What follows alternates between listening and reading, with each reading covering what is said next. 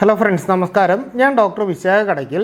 ഈ അടുത്ത ദിവസം എന്നെ കാണാനായിട്ട് ഒരു പേഷ്യൻ്റ് എത്തുകയുണ്ടായി. അപ്പോൾ ആ പേഷ്യൻ്റ് വന്നിട്ട് പറഞ്ഞത് അദ്ദേഹത്തിന് ഈ റുമറ്റോയിഡ് ആർത്രൈറ്റിസ് എന്ന് പറയുന്ന രോഗം ഉണ്ട് എന്ന് പറയുകയും അതിൻ്റെ ഭാഗമായിട്ട് അദ്ദേഹത്തിന് ANA എന്ന് പറയുന്ന ഒരു ടെസ്റ്റ്, അതായത് ആൻറ്റി ന്യൂക്ലിയർ ആൻറ്റിബോഡി ടെസ്റ്റ് അദ്ദേഹത്തിന് ഒരു ഡോക്ടർ നിർദ്ദേശിക്കുകയും ചെയ്തു. അപ്പോൾ അതിൻ്റെ ഭാഗമായിട്ട് അദ്ദേഹം ഈ ടെസ്റ്റ് ചെയ്ത് നോക്കിയപ്പോഴേക്ക് അദ്ദേഹത്തിൻ്റെ ശരീരത്തിൻ്റെ അകത്ത് ANA ടെസ്റ്റ് പോസിറ്റീവായി. പക്ഷേ അതിനുശേഷം സംഭവിച്ചത് അദ്ദേഹം ഈ ടെസ്റ്റിനെ പറ്റിയിട്ട് അത്യാവശ്യം ഒന്ന് ഗൂഗിളിലൊക്കെ സെർച്ച് ചെയ്തു. അപ്പോൾ ഇത് ഓർഗൻസിനെ അഫക്റ്റ് ചെയ്യാനും ഫ്യൂച്ചറിൽ ഇത് വളരെയേറെ ശരീരത്തിന് ഓർഗനെയൊക്കെ അഫക്റ്റ് ചെയ്തിട്ട് എന്തെങ്കിലും തരത്തിലുള്ള, അതായത് ഈ ഓർഗൻസ് കംപ്ലീറ്റ് ആയിട്ട് ഫെയിലിയർ ആവാനുള്ള സാധ്യതയുള്ളത് കൊണ്ട് തന്നെ ഇങ്ങനെയൊക്കെയുള്ള കാര്യങ്ങൾ വായിച്ചതിന് ശേഷം ഒട്ടനവധി സംശയങ്ങളും അതുപോലെ തന്നെ നല്ല രീതിയിൽ ഭയപ്പെട്ടിട്ടുമാണ് എന്നെ കാണാനായിട്ട് എത്തിയത്. പക്ഷേ ഈ ഒരു ടെസ്റ്റിനെ പറ്റിയിട്ട് അദ്ദേഹത്തിന് കൃത്യമായിട്ടുള്ളൊരു ധാരണ ഉണ്ടായിരുന്നില്ല.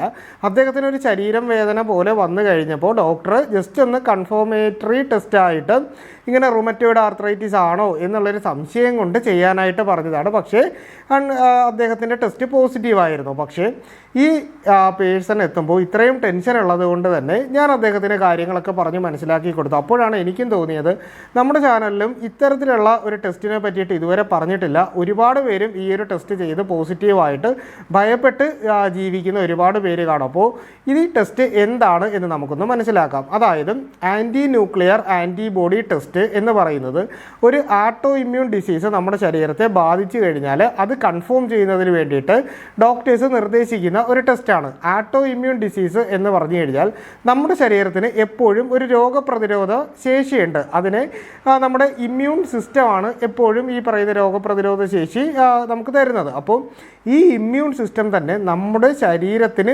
എതിരായിട്ട് പ്രവർത്തിക്കുന്ന സിറ്റുവേഷനെയാണ് പ്രവർത്തിച്ചിട്ട് ആ ഒരു സിറ്റുവേഷൻ ഉണ്ടാകുമ്പോൾ നമുക്ക് രോഗങ്ങൾ ഉണ്ടാവുമല്ലോ. അപ്പോൾ അങ്ങനെ രോഗങ്ങൾ ഉണ്ടാക്കുന്ന ആ ഒരു സിറ്റുവേഷനെയാണ് നമ്മൾ ആട്ടോ ഇമ്മ്യൂൺ ഡിസീസുകൾ എന്ന് പറയുന്നത്.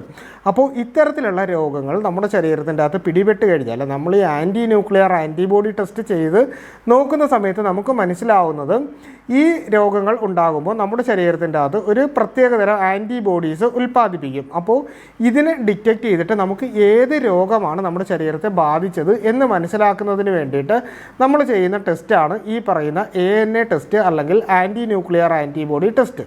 ഇനി ഈ ആൻറ്റി ന്യൂക്ലിയർ ആൻറ്റിബോഡി ടെസ്റ്റുകൾ നമ്മൾ ചെയ്യേണ്ടി വരുന്ന ചില സാഹചര്യങ്ങളുണ്ട്. അതായത് SLE എന്ന് പറയുന്ന ഒരു രോഗം, സിസ്റ്റമിക് ലൂപ്പസ് എറിത്രമാറ്റസ് എന്ന് പറയുന്ന രോഗം, റുമറ്റോയിഡ് ആർത്രൈറ്റിസ് എന്ന് പറയുന്ന കണ്ടീഷൻ, അതുപോലെ തന്നെ നമുക്ക് സോറിയാസിസ് പോലുള്ള രോഗങ്ങൾ, അതുപോലെ തന്നെ സ്ക്ലീറോഡെർമ, പിന്നീട് നമുക്ക് വരുന്നത് എസ് സിൻഡ്രോം. ഇത്തരത്തിലുള്ള പല രോഗങ്ങൾ നമുക്ക് വരുമ്പോഴാണ് പലപ്പോഴും ഡോക്ടർമാർക്ക് ഇതിനെ പറ്റിയിട്ട് ആദ്യം പേഷ്യൻറ്റിനെ കാണുമ്പോൾ നമുക്കൊരു ഡൗട്ട് തോന്നുകയാണ് ഇത്തരത്തിലുള്ള ഒരു രോഗം വരാനുള്ള സാധ്യത ഈ പേഷ്യൻറ്റിന് ഉണ്ട് എന്ന് മനസ്സിലായി കഴിഞ്ഞാലായിരിക്കും ഈ പറയുന്ന ഒരു ടെസ്റ്റ് അവരുടെ ലക്ഷണങ്ങൾക്കനുസരിച്ച് ഡോക്ടേഴ്സ് അഡ്വൈസ് ചെയ്യുന്നത്. ഇനി ഇങ്ങനെ നമ്മളൊരു ടെസ്റ്റ് ചെയ്യുമ്പോൾ നമുക്ക് ഇത്തരത്തിലുള്ള രോഗലക്ഷണങ്ങളൊന്നും ഇല്ലാതെയാണ് ചെയ്യുന്നതെങ്കിലും ഇപ്പോൾ ഒരു 100 പേർക്ക് ചെയ്തു കഴിഞ്ഞാൽ 10 പേർക്ക് ഈ പറയുന്ന ANA ടെസ്റ്റ് പോസിറ്റീവ് ആകാനുള്ള സാധ്യതയുണ്ട്. പക്ഷേ ഈ ടെസ്റ്റ് പോസിറ്റീവായി എന്നതുകൊണ്ട് മാത്രം നമ്മളിപ്പോൾ രോഗം നമ്മളെ കംപ്ലീറ്റ് ആയിട്ട് ബാധിച്ചു, നമ്മളല്ലെങ്കിൽ ഓർഗൻ ഡാമേജ് ഒക്കെ വന്നിട്ട് ഇൻ ഫ്യൂച്ചർ കോംപ്ലിക്കേഷൻ ഉണ്ടാകും എന്നുള്ള രീതിയിൽ നിങ്ങൾ ഒരിക്കലും ചിന്തിക്കേണ്ട ആവശ്യമില്ല. അതിൻ്റെ കാരണം എന്ന് പറഞ്ഞു കഴിഞ്ഞാൽ ഈ ടെസ്റ്റ് പോസിറ്റീവ് ആവുന്നതിനോടൊപ്പം തന്നെ നമുക്ക് ഈ പറഞ്ഞ രോഗങ്ങളുടെ ലക്ഷണങ്ങൾ, അതായത് ഇപ്പോൾ നാക്കിൽ എന്തെങ്കിലും രീതിയിൽ നമുക്ക് പൊട്ടിക്കീറുന്നത് പോലെ, അല്ലെങ്കിൽ നമുക്ക് സൊറിയാസിസ് എന്ന് പറയുന്ന അല്ലെങ്കിൽ സൊറിയാറ്റിക് ആർത്രൈറ്റിസ് പോലുള്ള കണ്ടീഷൻസ്, റുമറ്റോയിഡ് ആർത്രൈറ്റിസിലോ ഒക്കെ ഉണ്ടാകുന്ന രീതിയിലുള്ള ലക്ഷണങ്ങൾ നമ്മുടെ ശരീരത്തിൽ കണ്ടു തുടങ്ങിയിട്ട് അത് നമുക്ക് ഒരു രോഗമായിട്ട് മാനിഫെസ്റ്റ് ചെയ്യുന്നതിനോടൊപ്പം തന്നെ നമ്മുടെ ശരീരത്തിൻ്റെ അകത്ത് ANA ടെസ്റ്റ് പോസിറ്റീവ് ആകുകയാണ് എന്നുണ്ടെങ്കിൽ മാത്രമാണ് നമ്മളവിടെ ഈ പറയുന്ന ടെസ്റ്റ്, അതായത് ഈ പറയുന്ന ടെസ്റ്റ് കൊണ്ട് നമ്മൾ ഒരു രോഗിയാണ് എന്നുള്ള നിലയിലേക്ക് പോകാനുള്ളത്. ഇതിപ്പോൾ ചെയ്തു കഴിഞ്ഞാൽ 100-ൽ 10 പേർക്ക് പോസിറ്റീവ് ആയിരിക്കും. പക്ഷേ ഈ ലക്ഷണങ്ങളും കൂടി ചേർന്ന് വരുന്ന ആളുകൾക്ക് മാത്രമേ ചികിത്സയുടെ ആവശ്യമുള്ളൂ എന്നുള്ളതാണ് ഇതിലേറ്റവും പ്രധാനപ്പെട്ട കാര്യം. ഇനി ഈ പറയുന്ന രീതിയിൽ ANA ടെസ്റ്റ് നമ്മുടെ ശരീരത്തിൻ്റെ അകത്ത് പോസിറ്റീവ് ആയാൽ പലപ്പോഴും പേഷ്യൻസ് വരുന്നത് SLE എന്ന് പറയുന്ന രോഗമാണോ എന്നറിയാൻ വേണ്ടിയിട്ടായിരിക്കും. അപ്പോൾ ഈ പറയുന്ന രോഗത്തിൻ്റെ അകത്ത് നമ്മുടെ ശരീരത്തിൻ്റെ അകത്ത് ഇൻഫ്ലമേഷൻസ് ഉണ്ടാവും, മുഖത്ത് അതുപോലെ തന്നെ ചുവന്ന നിറത്തിലുള്ള പാടുകൾ ഉണ്ടാവും. അതുപോലെ തന്നെ ഇൻഫ്ലമേഷനും ഇത് ഇൻ ഫ്യൂച്ചർ ഓർഗൻസിനെ അഫക്റ്റ് ചെയ്യാനുള്ള സാധ്യതയുണ്ട്. അതുപോലെ തന്നെ ഇപ്പോൾ റുമറ്റോയിഡ് ആർത്രൈറ്റിസ് പോലുള്ള പ്രശ്നമാണോ, ഇങ്ങനെയുള്ള സംശയങ്ങളുമായിട്ടായിരിക്കും പേഷ്യൻസ് വരുന്നത്. അപ്പോൾ ANA ടെസ്റ്റ് പോസിറ്റീവായി അതിൽ തന്നെ പല പലപ്പോഴും വീക്ക് പോസിറ്റീവ് ആയിരിക്കും. അങ്ങനെയുള്ള കണ്ടീഷൻസിലൊക്കെ എന്ന് പറഞ്ഞാൽ ANA ടെസ്റ്റ് ഇഗ്നോർ ചെയ്തതിന് ശേഷം പേഷ്യൻസിന് എന്തെങ്കിലും അഡ്വൈസ് കൊടുത്തതിന് ശേഷം ഇത് ഇത്തരത്തിലുള്ള ലക്ഷണങ്ങൾ എന്തെങ്കിലും വന്നു കഴിഞ്ഞാൽ മാത്രം നിങ്ങൾ വരിക എന്നുള്ള രീതിയിലായിരിക്കും. അതിനെ വീക്ക് പോസിറ്റീവ് എന്നാണ് പറയുന്നത്. അതുപോലെ തന്നെ പിന്നീട് വരുന്നത് ഇപ്പോൾ 2+, 3+, 4+ ഇങ്ങനെ പറഞ്ഞിട്ട് നമുക്കിതിൻ്റെ അകത്ത് കൂടുതലായിട്ട് വരുന്ന രീതിയിൽ വരും. അപ്പോൾ അങ്ങനെ വന്നു കഴിയുമ്പോഴാണ് നമ്മളിതിൻ്റെ സ്പെസിഫിക് ആയിട്ടുള്ള പ്രൊഫൈൽ ടെസ്റ്റ് ചെയ്ത് നോക്കുകയും പിന്നീട് നമുക്കിതിൻ്റെ അകത്ത് ഏത് തരത്തിലുള്ള ആൻറ്റിജനാണ് നമ്മുടെ ബോഡിയിനകത്ത് കൂടുതലായിട്ട് ഉള്ളത് എന്ന് മനസ്സിലാക്കുകയും അത് നമ്മുടെ ഈ പറഞ്ഞ രോഗങ്ങളിൽ ഏത് രോഗവുമാത്തിന് കാരണമാകുന്ന ആൻറ്റിബോഡിയാണ് എന്നുള്ള രീതിയിലുള്ള ടെസ്റ്റും വന്നു കഴിഞ്ഞിട്ട് മാത്രമായിരിക്കും നമ്മൾ ഇതിനുള്ള ട്രീറ്റ്മെൻറ്റുകൾ പേഷ്യൻസിന് അഡ്വൈസ് ചെയ്യുന്നത്. അപ്പോൾ ഇത്തരത്തിലുള്ള ടെസ്റ്റുകൾ ചെയ്യണം എന്നുണ്ടെങ്കിൽ ഒരിക്കലും നമ്മൾ ഡയറക്റ്റായിട്ടൊരു ഹോസ്പിറ്റലിൽ അല്ല ഒരു ലാബിലേക്ക്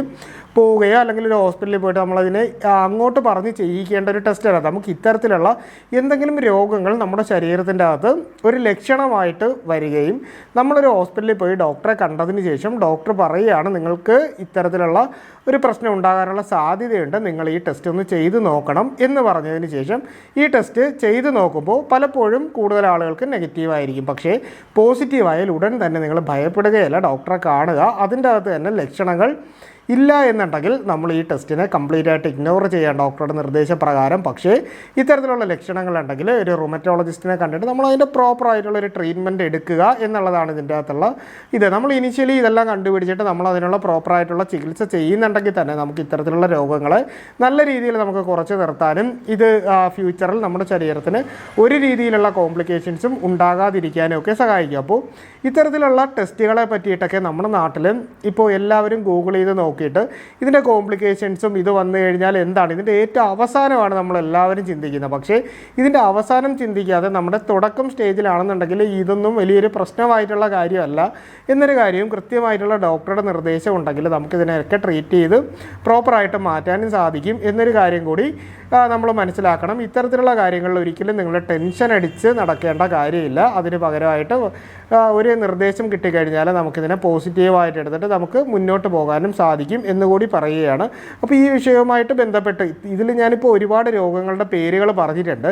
പക്ഷേ ആ രോഗങ്ങളെ പറ്റിയിട്ട് ഞാൻ അധികം എക്സ്പ്ലെയിൻ ചെയ്തിട്ടില്ല. കാരണം ഇന്നത്തെ എപ്പിസോഡിൽ ഞാൻ ഈ പറഞ്ഞ ടെസ്റ്റ് എന്താണ് എന്നുള്ള കാര്യങ്ങളാണ് പറഞ്ഞത്. നിങ്ങൾക്ക് ഈ രോഗങ്ങളെ പറ്റിയിട്ടൊക്കെ അറിയാൻ താല്പര്യമുണ്ടെങ്കിൽ ജസ്റ്റ് ഒന്ന് കമൻറ്റ് ചെയ്തിരിക്കുക. ഇത്തരത്തിലുള്ള ബുദ്ധിമുട്ടുകൾ അനുഭവിക്കുന്ന ആരെങ്കിലും ഉണ്ടെങ്കിൽ നിങ്ങൾ ആ ഒരു ബുദ്ധിമുട്ടിനെ പറ്റിയിട്ടൊന്ന് കമൻറ്റ് ചെയ്യുകയാണെന്നുണ്ടെങ്കിൽ അതിനുള്ള റിപ്ലൈ ഞാൻ തരുന്നതായിരിക്കും. അപ്പോൾ ഇത്തരത്തിലുള്ള പുതിയ പുതിയ അറിവുകളായിട്ട് നമുക്ക് വീണ്ടും കാണാം. അതുപോലെ തന്നെ എന്തെങ്കിലും സംശയം ഈ വിഷയവുമായിട്ട് ബന്ധപ്പെട്ട് നിങ്ങൾക്കുണ്ട് എങ്കിൽ നിങ്ങൾ മുകളിൽ കാണുന്ന വാട്സാപ്പിൻ്റെ നമ്പറിലോ അല്ലെങ്കിൽ കമൻറ്റായിട്ടോ ചോദിച്ചാൽ കൃത്യമായിട്ടുള്ള റിപ്ലൈ നിങ്ങൾക്ക് കിട്ടും. അപ്പോൾ ഇത്തരത്തിലുള്ള പുതിയ പുതിയ അറിവുകളായിട്ട് നമുക്ക് വീണ്ടും മറ്റൊരവസരത്തിൽ കണ്ടുമുട്ടാം. അതുവരെ എല്ലാവർക്കും ഗുഡ് ബൈ.